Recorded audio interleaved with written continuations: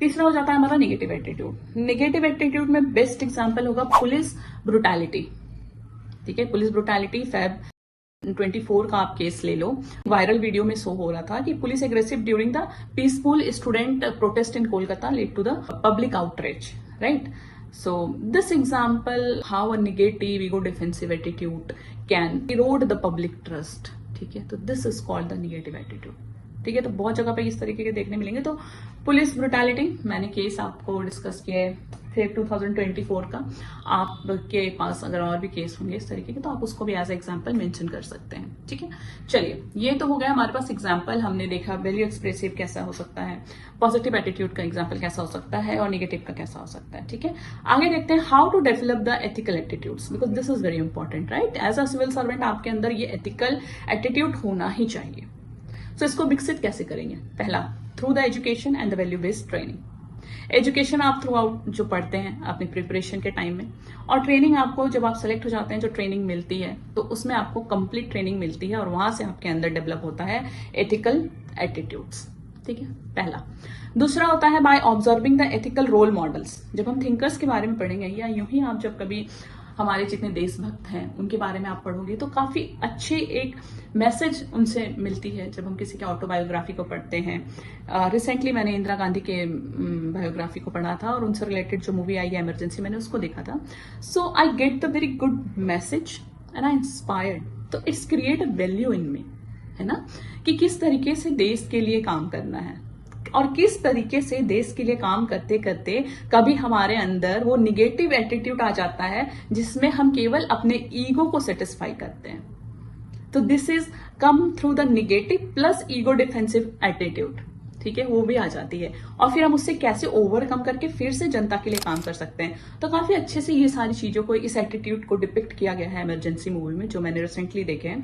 इसके साथ ही अगर आप बायोग्राफी पढ़ोगे किसी का तो भी इस तरीके की वैल्यू आपके अंदर डेवलप होगी। तीसरा होता है regular self reflection and feedback. ठीक है, सो सेल्फ रिफ्लेक्शन तो आप खुद से एनालाइज करो, आपके अंदर अपनी सिचुएशन को आप थ्रू आउट गो थ्रू करोगे तो समझ आएगी।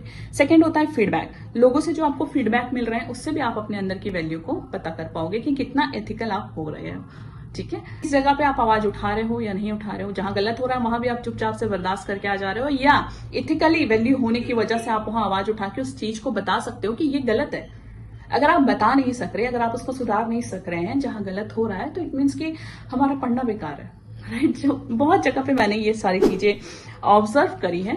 सो मुझे ऐसा लगता है कि अगर हम पढ़े लिखे हैं और कहीं कुछ गलत हो रहा है, इथिकली अगर वो चीज गलत है तो हमें आवाज उठानी चाहिए और हमें एक स्टेप आगे बढ़ना चाहिए उस चीज को सुधारने के। नेक्स्ट होता है इंकरेजमेंट ऑफ एम्पैथी।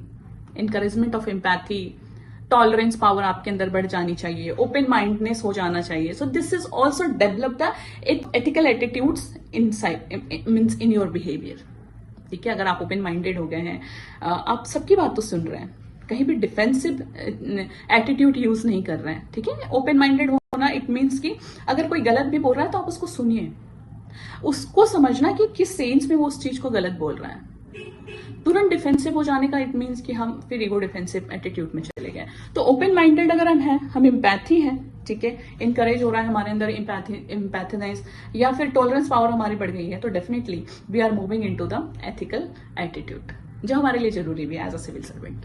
ठीक है, चलिए ओवरऑल मैंने मोटे मोटे तरीके से आपको एटीट्यूड्स समझा दिए हैं। एटीट्यूड्स के चैप्टर को डिटेल में आप अपने नोट से या बुक से पढ़ सकते हैं। इसके साथ ही मैं एक क्वेश्चन दूंगी, उसको लिखिए और हमारे मेल आईडी पर भेजिए।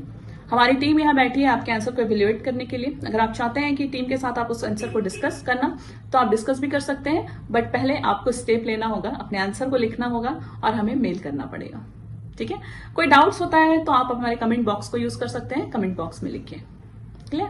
ओके, क्वेश्चन आज का नोट डाउन करिए। What do you understand by the attitudes and how does it influence the ethical decision making in public administration?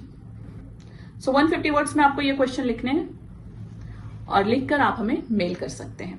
ठीक है, thank you so much for today session. कल हम फिर मिलेंगे न्यू टॉपिक के साथ।